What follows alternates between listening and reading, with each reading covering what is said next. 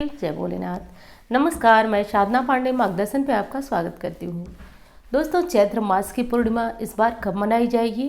क्योंकि पूर्णिमा दिन तिथि जो है 2 दिनों में पड़ रही है, 5 अप्रैल को भी और 6 अप्रैल को भी। तो ऐसे में किस दिन व्रत रखना होगा आपको, किस दिन जो है हनुमान जयंती मनाना होगा और किस दिन आपको पीपल पूजा इत्यादि यानी कि कंप्लीट पूर्णिमा आपको किस दिन मनानी है, सब कुछ इस वीडियो में जानेंगे। वीडियो अच्छी लगे तो लाइक किया करें और चैनल को सब्सक्राइब भी साथ साथ कर लिया करें। दोस्तों, चैत्र मास की पूर्णिमा बहुत विशेष कही जाती है क्योंकि इस महीने में भगवान श्री राम का जन्म होता है और जिस महीने में भगवान श्री राम का जन्म होता है निश्चित रूप से वहाँ पे हनुमान जी को आना ही होता है। तो रामनवमी के ठीक 6 दिन बाद आता है चैत्र पूर्णिमा और इस पूर्णिमा पे हनुमान जी का जन्म होता है। कहा जाता है कि श्री राम के साथ साथ ही हनुमान जी का भी आना निश्चित था। तो ये दिन जो है हनुमान जी की विशेष पूजा करने के लिए भी महत्वपूर्ण है। तो चलिए अब एक एक चीज़ को जान लेते हैं कि किस दिन आपको चैत्र पूर्णिमा मनानी है और किस दिन हनुमान जी की पूजा करनी है, व्रत किस दिन रखना है, संपूर्ण जानकारियाँ। दोस्तों, वीडियो अच्छी लगे तो लाइक तो करेंगे ही, साथ साथ इंस्टाग्राम फेसबुक में मुझे फॉलो करना चाहें तो कर सकते हैं आप। चैत्र पूर्णिमा की शुरुआत हो रही है 5 अप्रैल 2023 को सुबह 9:55 पर और पूर्णिमा तिथि समाप्त हो रही है 6 तारीख को सुबह 10:04 पर। तो देखिए, 5 तारीख को हमें उदया तिथि की पूर्णिमा तो प्राप्त हो नहीं पा रही है, लेकिन 6 तारीख को हमें उदया तिथि में पूर्णिमा प्राप्त हो रही है। उदया तिथि का अर्थ हुआ कि जैसे आप सूर्योदय के समय इस समय आपको पूर्णिमा तिथि मिल रही है। तो इसलिए स्नान दान की पूर्णिमा, जो भी उपाय करते हैं उसकी पूर्णिमा, जो भी हवन इत्यादि मैं बताती हूँ वो सब करने की पूर्णिमा आपको 6 अप्रैल को मिल रही है। परंतु जो लोग पूर्णिमा तिथि का व्रत करते हैं, सत्यनारायण की कथा कराते हैं, वो लोग 5 तारीख को ही करेंगे क्योंकि सत्यनारायण की कथा तो वैसे उदया तिथि की पूर्णिमा में ज़्यादा उचित होती है, 6 तारीख को करा लीजिएगा। लेकिन 5 तारीख को जो लोग पूर्णिमा व्रत रखते हैं उन्हें चंद्रोदय के समय अर्घ्य देना होता है और ये अर्घ्य आप 6 तारीख को दे नहीं पाएंगे क्योंकि दिन में 10 बजे ही पूर्णिमा समाप्त हो जा रही है। तो इसलिए बहुत आवश्यक है कि पूर्णिमा का व्रत आपको 5 तारीख को ही रखना होगा। 6 तारीख को आप स्नान दान की पूर्णिमा, स्नान करके जो दान वगैरह किया जाता है वो काम आप कर सकते हैं। अब चलिए हम लोग बात कर लेते हैं कि 5 तारीख को आपको पीपल पूजा कब करनी है। तो 5 तारीख को आपको पीपल पूजा बिल्कुल नहीं करनी है। व्रत की पूर्णिमा 5 को है लेकिन 6 अप्रैल को ही पीपल पूजा करनी है। 10:04 से पूर्व आपको अपनी पीपल पूजा समाप्त कर लेनी है। इससे पहले आप पीपल की जो पूजा की विधि मैं बताई हूँ कि 1 लोटा जल ले लेना है, साथ साथ उसमें दूध डाल लीजिए, कुछ मीठा डाल लीजिए और उत्तर की तरफ मुख करके आप जो है पीपल पूजा आराम से कर लीजिए लक्ष्मी जी का ध्यान करते हुए। इससे माँ लक्ष्मी और नारायण की कृपा मिलती है। तो पूर्णिमा तिथि में ये काम आप लोग कर लीजिएगा 10 बजे से पहले पहले।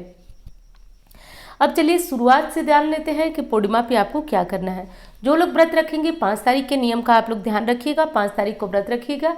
6 तारीख को आपको सुबह सवेरे जल्दी जगना है क्योंकि कहा जाता है कि पूर्वजों की मोक्ष के लिए भी पूर्णिमा और अमावस्या तिथि बहुत महत्व रखती है। लक्ष्मी प्राप्ति के लिए भी पूर्णिमा तिथि बहुत महत्व रखती है। कर्ज मुक्ति के लिए भी पूर्णिमा तिथि बहुत महत्व रखती है। करना क्या है, सुबह सवेरे जल्दी जगेंगे, अपने घर की यथासंभव जो भी आप कर सकते हैं, जितनी कर सकते हैं उतनी साफ सफाई कर लीजिए। घर का मेन गेट जो है उसे धोकर साफ कर दीजिए। उसके बाद आप नहा लीजिए। नहाने के पानी में आपको पहले ही गंगा जल मिला लेना है और नहा करके आप जो है अपने घर में मंदिर जो है वहाँ पे पूजा करिए। पूजा करने के बाद आप यदि मंदिर जाना चाहें तो आज भोलेनाथ की विधि विधान से आराधना होती है। कहा जाता है कि पूर्णिमा तिथि में भगवान नारायण के साथ साथ भोलेनाथ की आराधना करने से मन शांत रहता है, चंद्रमा मजबूत होते हैं तो धन संबंधी समस्या दूर होती है, माता के साथ या सास के साथ संबंध अच्छे होते हैं। तो ये सब कर लीजिएगा। पीपल पूजा भी ज़रूर कर लीजिएगा। परिवार का कोई एक सदस्य जाकर पीपल पूजा आज अवश्य कर लेगा। सभी जाना चाहें तो कर सकते हैं लेकिन एक सदस्य तो आप ज़रूर जाइएगा। उसके बाद करना यह है कि आज किसी भी हनुमान मंदिर में आप लोग ज़रूर जाइएगा, बहुत ज़्यादा ज़रूरी है। देखिए, कहा जाता है कि जब कोई समस्या आ जाती है उसके बाद आप लोग भी कहते हैं, जब मुझसे कुंडली दिखाते हैं कि दीदी मैं तो पीपल पूजा कर रही हूँ, दीदी मैं तो हनुमान चालीसा कर रही हूँ, सुंदरकांड कर रही हूँ। लेकिन एक बात आपको स्पष्ट यहाँ बता देना चाहती हूँ कि जब आग लग जाती है ना तो बुझने में बड़ा टाइम लग जाता है और कुछ ना कुछ आपका नुकसान हो जाता है। जब परिस्थितियां खराब हो जाती हैं, आप हनुमान चालीसा पढ़ते हैं, सुंदरकांड पढ़ते हैं, उसको समय देने में इतना समय लग जाता है कि उतने में आप टूट जाते हैं, आप निराश हो जाते हैं और परेशानियां जो है जस की तस बनी रहती है। इसलिए मैं कहूँगी, जब आप बहुत आराम से हैं, भगवान आपको सुख सुविधा सब कुछ दिए हैं, कोई दिक्कत नहीं है या फिर दिक्कत चल रही है, तब तो ज़रूर करना है, नहीं है तो भी आपको करना है। करना यह है कि आज कम से कम, आज हनुमान जयंती है, जिनके छोटे बच्चे हैं या बहुत व्यस्त हैं वो नहीं कर सकते हैं, लेकिन 6 तारीख को आप लोग किसी भी हनुमान मंदिर में जाकर गेहूं और गुड़ से बने हुए जो गुलगुले होते हैं या फिर पुए बोल लीजिए, जो भी बोलिए, हमारे यहाँ की यही परंपरा है। बनारस साइड में इसका भोग आज हनुमान मंदिर में ज़रूर लगाया जाता है।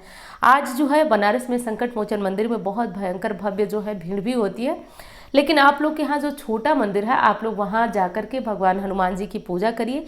आज जो है गेहूं और गुड़ के पकवान के भोग लगाने के बाद आज राम रक्षा स्तोत्र का पाठ करिएगा। और मेरी ये बात बहुत अच्छी तरह से आप समझ लीजिए, यदि जीवन में कर्ज से बहुत परेशान है ना, कर्ज मांगने वाले आपको जीना हराम कर रखे हैं, तो कम से कम 7 बार आज मेरी बातों को एकदम ध्यान से समझ लीजिए, हल्के में न लीजिए। यदि चाहते हैं कि आने वाली दिक्कतों से बचे रहें तो 7 बार आज से शुरू कर हनुमान चालीसा का पाठ और 1 बार जो है राम रक्षा स्तोत्र का पाठ करिए। भयंकर बीमारी है, कर्ज बहुत ज़्यादा है। और दूसरी चीज़ है कि यदि जीवन में संतान प्राप्ति नहीं है, कोई भी बाधा जीवन में बहुत बड़ी बढ़ गई है, बहुत कमेंट आते हैं, दीदी संतान प्राप्ति का उपाय बताइए। देखिए, आप लोग मेरी बातों का बुरा ना मानिए, मैं हर वीडियो में आपको उपाय बताती हूँ, फिर भी कमेंट में आप लोग कहते हैं दीदी उपाय बताइए। आप लोग बातों को समझ नहीं पाते हैं, शायद सोचते हैं कि दीदी जो कमेंट में लिख के भेजेंगी वो ज़्यादा महत्वपूर्ण होगा। देखिए, कमेंट में लिख कर मैं भेजूँगी, बहुत सीमित शब्द में लिख सकती हूँ। कितना लिख सकती हूँ कि ये कर लीजिए, वो कर लीजिए। यहाँ जो बातें हैं वो बहुत विस्तृत तरीके से मैं बताती हूँ, तो आप लोग इस बात को समझा करिए। कमेंट में हाँ ना कर लीजिए, ये कर लीजिए, इससे ज़्यादा मुझे नहीं लगता है कि बहुत सारी बातें आपसे हो पाएंगी। वीडियो के माध्यम से मैं बहुत कुछ बता देती हूँ आपको, तो प्लीज़ समझा करिए उस बात को और उस काम को ज़रूर किया करिए। 7 बार हनुमान चालीसा, 1 बार राम रक्षा स्तोत्र का पाठ करिए। और गिनवाने में ना मेरा मुख तो बहुत कम है। कहा जाता है कि यदि सरस्वती भी आकर उनके गुणों का, हनुमान जी के गुणों का वखान करने लगें तो वो भी कम पड़ जाएगा। तो इतना ज़्यादा महत्वपूर्ण है। 7 बार हनुमान चालीसा और 1 बार राम रक्षा स्तोत्र का पाठ करिए और फिर देखिए जीवन की गाड़ी कैसे पटरी पे आ जाती है। हनुमान जयंती है, आज के दिन ये कार्य ज़रूर कर लीजिए। और कम से कम आप किसी भी सिद्ध हनुमान मंदिर में जाकर, नहीं सिद्ध है, छोटा मंदिर है, उसमें जाकर चोला चढ़वाइए, चमेली के तेल का दीपक जलवाइए, गेहूँ और गुड़ से बने हुए व्यंजन का भोग लगवाइए। ये सारे काम कर लीजिएगा। और एक चीज़ और बता दूं, आज जो है पूर्णिमा तिथि है, तो लक्ष्मी आराधना जो मैं पहले बताती आई हूँ, खीर बना लीजिएगा, माँ लक्ष्मी को भोग लगाइएगा, पीपल पूजा अवश्य कर लीजिएगा, बहुत ज़रूरी है। समय इत्यादि का ध्यान आप सभी ज़रूर रख लीजिएगा, ये सब काम कर लीजिएगा। और दोस्तों, चैत्र मास की पूर्णिमा पे जो है वो हनुमान जी और राम जी की आराधना आप करिएगा, पूरे साल बहुत जीवन में आनंद आ जाएगा। करते रहिएगा। आप हर रोज ऐसा नहीं कर सकते तो कम से कम मंगलवार इन नियम का पालन करिए। राम रक्षा स्तोत्र का पाठ वो लोग जरूर करें जिन्हें बहुत ज़्यादा डर लगता है, कोर्ट कचहरी से डर लगता है, भूत प्रेत टोने टोटके से डर लगता है, तो दोस्तों इस पाठ को करके रखिए। कहा जाता है कि राम जी साक्षात रक्षा करने आते हैं ऐसे भक्त की, तो ये कार्य जो है वो सभी को अवश्य कर लेना है। मार्गदर्शन परिवार के हिस्सा है, बहुत जोर देकर कह रही हूँ कि आप इस काम को जरूर करिएगा। और दोस्तों एक चीज़ और बता दूं कि पूर्णिमा तिथि में इस बार जो है गुरुवारी पूर्णिमा है, पीपल पूजा भी आपको भूलना नहीं है, ध्यान रखना है, पीपल पूजा जरूर करिएगा। आज पीपल के नीचे खड़े होकर के सारी पूजा वगैरह तो जो करना है करिएगा ही। आज किसी भी माँ लक्ष्मी के मंत्र का जप करिएगा, ओम ह्रीम श्रीम नमः, आसान है, ओम ह्रीम श्रीम नमः, इस मंत्र का जप कर सकते हैं। घर में आप चाहें तो खीर बनाकर खीर का हवन भी कर सकते हैं। तो खीर का हवन काफ़ी आसान होता है, आसान तरीके से मैं बताती हूँ।